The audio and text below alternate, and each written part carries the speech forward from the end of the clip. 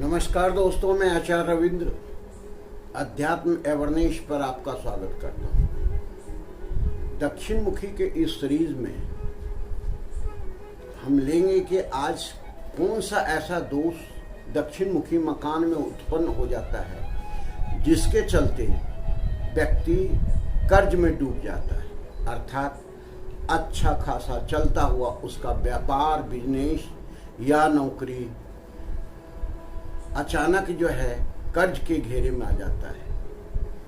तो एक कर्ज को चुकता करने के लिए फिर दोबारा कर्ज लेना पड़ता है और एक दिन ऐसा आता है कि उससे कर्ज चुकता नहीं हो पाता है। तो इसके पीछे कारण क्या है? हम कुछ इस पे वास्तु के दोष को लेंगे और ग्रहों के दोष को लेंगे कि किस ग्रह के कारण ऐसा होता है, और फिर इसके व्यवहारिक उपचार बताएंगे, टिप्स बताएंगे और वास्तु में भी जो भी उपचार है वह बताएंगे। निश्चित रूप से अगर आप विधि पूर्वक इसे करते हैं तो आपको कर्ज से मुक्ति मिल सकती है।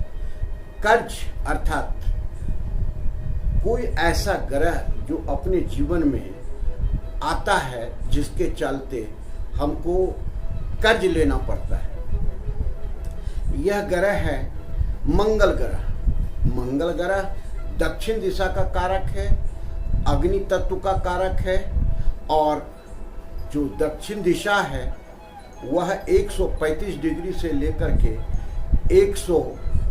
225 डिग्री तक आता है।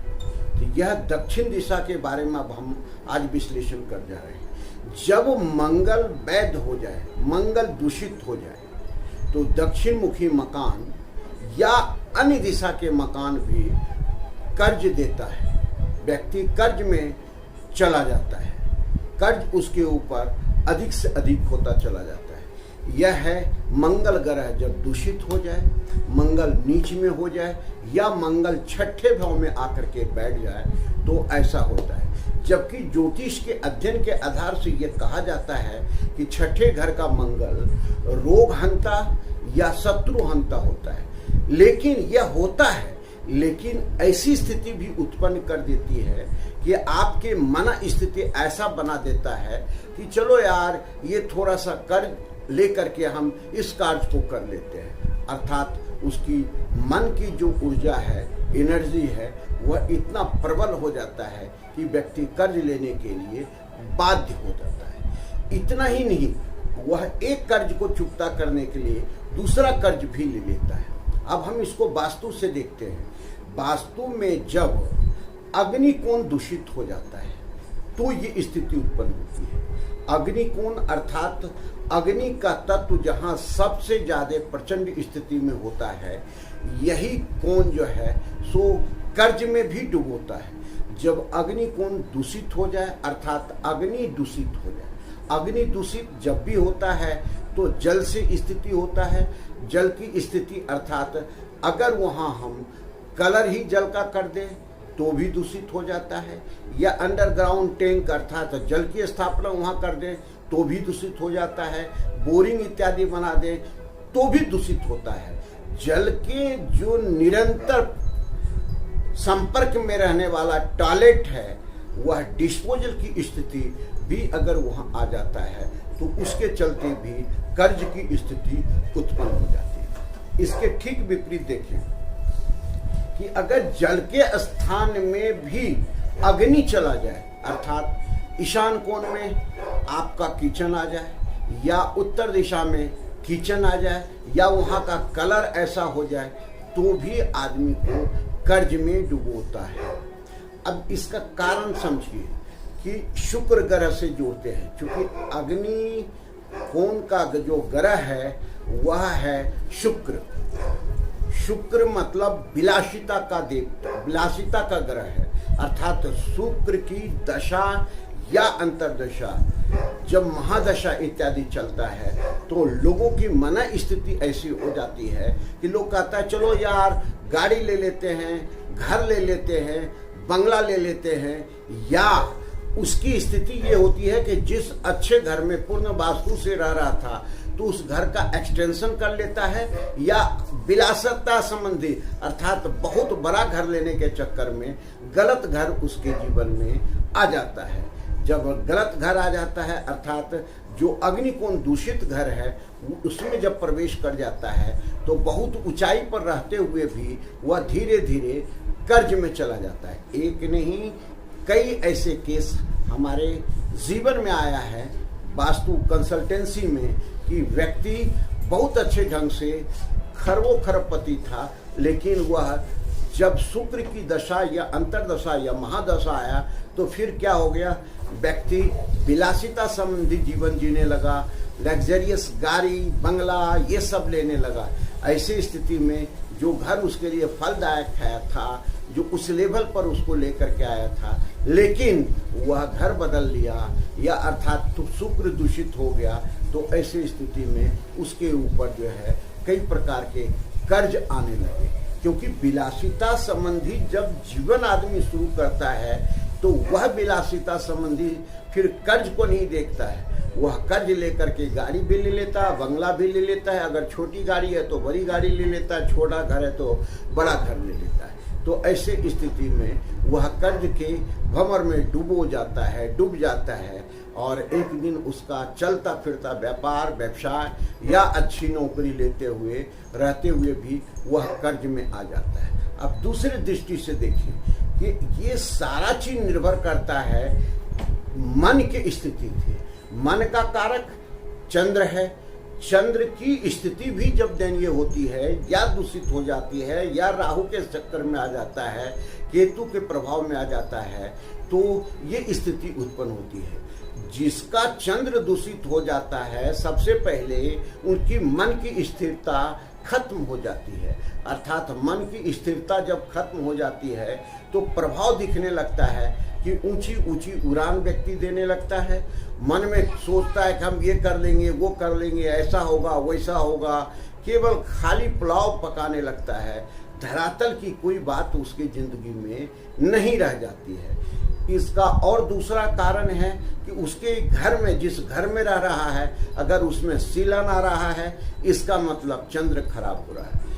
अगर माँ के साथ संबंध अच्छा नहीं है तो इसका मतलब उसका चंद्र खराब हो रहा है।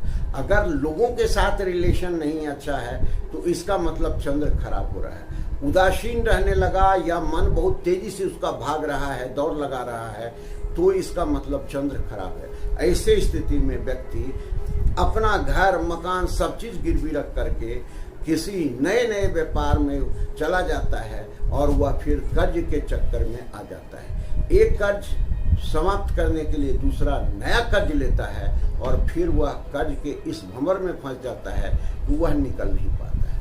तो ये स्थितियाँ अब वास्तु के अदर दृष्टि से देखते हैं कि अदर स्थिति भी उत्पन्न हो गई तो इसके चलते भी कर्ज का कारण होता है। ब्रह्म स्थान दूषित होना, ब्रह्म स्थान अर्थात जहाँ की पॉजिटिव ऊर्जा पूरे घर में फैलता है, और जब पॉजिटिव ऊर्जा घर में फैलता है तो उसमें निवास करने वाले व्यक्ति व्यवस्थित रहता है। लेकिन अगर उसका ब्रह्म स्थान दूषित हो गया तो उसका ये शांति भंग हो जाता है, लोग दूषित हो जाते हैं और ऐसी स्थिति में उसका जो है सो कर्ज के रूप में वह आने लगता है, कर्ज लेने लगता है। अब देखें कि अगर ईशान कोण भी अगर दूषित है या उत्तर दिशा भी दूषित है तो भी कर्ज की स्थिति में जाता है। कैसे? उत्तर दिशा या ईशान कोण में अंडरग्राउंड जो है उसको तलघल बना लेता है जो कि उचित नहीं है, तो वो स्थिति भी उत्पन्न होता है। क्योंकि तलघर बना तो लिया अच्छी बात है, लेकिन वहाँ सफाई नहीं हो पाता है, धूल धक्कर जमा रहता है, कचरा जमा रहता है, अर्थात राहु का आवाहन हो जाता है। तो ऐसी स्थिति में भी कर्ज में आदमी डूबने लगता है, अधिक कर्ज लेने लगता है। कि ये सारे स्थिति जो है तो कर्ज उत्पन्न करता है साउथ मुखी मकान। तो इसलिए अब आगे हम देखें कि क्या हो सकता है। दक्षिण दिशा या नैऋत्य कोण में भी जल इत्यादि का आगमन हो जाना कर्ज का कारक हो सकता है, बीमारी का कारक हो सकता है, और व्यक्ति की स्थिरता भंग हो जाती है। क्योंकि पृथ्वी तत्व भी दूषित हो गया तो इसकी स्थिरता खत्म हो जाती है और फिर जो है सो कर्ज की स्थिति में आने लगता है। अब इसका उपचार हम बताने जा रहे हैं। सबसे पहली बात, हम मंगल का उपचार करना व्यक्ति को आवश्यक है। मंगल का उपचार करने के लिए सावधानी उसके जीवन में क्या रखना है कि अगर कर्ज हो गया है और कर्ज को चुकता करना चाहता है तो कभी भी अदर दिन ना देते हुए कर्ज थोड़ा थोड़ा ही भी चुकता करना हो तो मंगलवार को भुगतान करें। अगर नया कर्ज लेना है तो कभी भी मंगलवार को नहीं ले, वह बुधवार को अगर किसी से लेता है कर्ज तो निश्चित रूप से उसका वो चुकता हो जाएगा। तो ये दो चीज को सावधानी से रखना आवश्यक है। अब और आगे मंगल को बढ़ाना आवश्यक है, एनहांस करना आवश्यक है, मजबूत करना आवश्यक है। वैसी स्थिति में मंगल के देवता जो है सो हनुमान जी हैं। हनुमान चालीसा या सुंदरकांड प्रत्येक शनिवार को एक 90 दिन तक करना आवश्यक है। कैसे? लाल वस्त्र पर बैठ करके, पूर्व मुख होकर के, या जो भी दिशा में वो कर सके, हनुमान चालीसा या सुंदरकांड का पाठ करना घर में आवश्यक है। और एक ऋण मुक्ति मंगल यंत्र की स्थापना पूजा घर में करना आवश्यक है। यह मंगल को बढ़ाने के लिए, मंगल को मजबूत करने के लिए, मंगल दोष को खत्म करने के लिए यह करना आवश्यक है। अब है कि चंद्र को, उसके बाद चंद्र को व्यवस्थित करना आवश्यक है। चंद्र को व्यवस्थित करने के लिए व्यक्ति क्या कर सकता है? क्योंकि मना स्थिति जब उसकी मजबूत होगी, जैसे घर में सीलन इत्यादि है उसे समाप्त करना होगा, रंग रोगन करना होगा, वॉशरूम जितने भी हैं उसमें पानी नल नहीं टपकता रहे। नल अगर टपक रहा है मतलब मंगल दूषित हो गया और चंद्र भी दूषित हो गया। क्योंकि मंगल दूषित इसलिए हो गया कि जहाँ पर उत्तर दिशा में अगर उसका कोई नल लगा हुआ है या दक्षिण दिशा में नल लगा हुआ है और कंटिन्यू पानी टपक रहा है तो दक्षिण जो है सो जल से प्रभावित होता रहेगा, अर्थात अग्नि तत्व बुझ जाएगा। अग्नि तत्व जब बुझेगा तो आप समझ लीजिए कि अग्नि कोण जो कि कैश फ्लो का स्थान है, वास्तु में कैश फ्लो की एनर्जी वहाँ होती है डेवलप, लक्ष्मी के आगमन का वहाँ डेवलपमेंट होता है और निरंतर वहाँ जल इत्यादि रहता है। तो ऐसी स्थिति में वह दूषित हो जाएगा और उस पर कर्ज होना आवश्यक है। इसके लिए उपचार क्या है?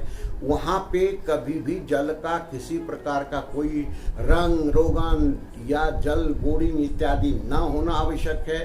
वहाँ पर लक्ष्मी यंत्र की स्थापना, जिसको श्रीसुत यंत्र भी कहते हैं, वहाँ पे आपको स्थापित करके और नित्य घी का दीप जला करके और जो है सो कनक धारा स्रोत का पाठ करना आवश्यक है। तो यह ऋण मुक्ति से उसको निजात मिलेगा, छुट्टी मिलेगा और ऋण उसका चुकता हो जाएगा।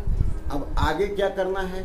आगे यह है कि दक्षिण दिशा में भी जो जल तत्व कलर इत्यादि है या जल के स्रोत हैं उसे समाप्त करना है। नैऋत्य कोण में भी जल के रंग और या तो स्रोत को समाप्त करना है। अधिक खुला स्थान नहीं रखना है और वहाँ किसी प्रकार का दर्पण इत्यादि नहीं रखना है जो जल का कारक होता है। तो यह ऋण से मुक्ति दिलाएगा। अब व्यवहारिक रूप में कुछ हम आपको टोटके बता रहे हैं या उपाय बता रहे हैं, उसे करें। पहली बात, पूर्णिमा के दिन आपको एक गरी, जो गरी का गोला होता है उसको लेना है और उसे जो है सो गरी का गोला जो है सो उसको ऊपर का भाग काट करके उसमें जो है सो आपको शक्कर या जो बना हुआ चूरमा होता है, जो हम घी में भूंज करके आटा या शुद्ध घी में शक्कर डाल करके बनाते हैं, बन करके और उसमें गरी के गोले में भर करके और पीपल के वृक्ष के दिन जो है सो पूर्णिमा के दिन ही पीपल के वृक्ष के नीचे डाल दें।